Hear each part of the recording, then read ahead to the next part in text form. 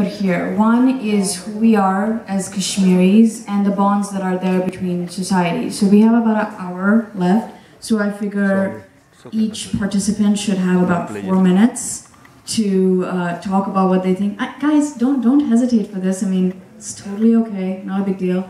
And then based on that, we can figure out what we're doing going forward. And if anyone wants to chime in from the audience, this is the time to do it. If you want to, how do I say, if you want to influence something, you have to stand up and actually talk. So you have to talk. Then you can't be like, kya go, no, you can't do that. Yeah, you can have a few minutes to think about it. So there are 2 questions here. One, what makes you identify as kosher? Is it a language? Is it a culture? Is it the fact that your parents were born in Kashmir? What makes you say, I am Kashmiri?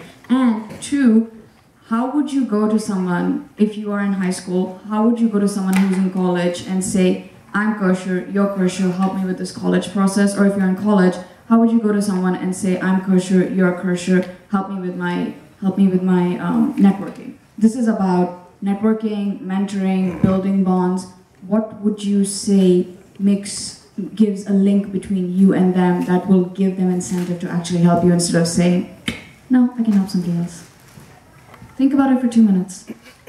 This, in the real world, is called a time crunch, and actually, you go through this a lot. We could represent 1, 2, 3, 4, 5, 6, 7, 8, 9, 10 of you. 5, group 1, 5, group 2.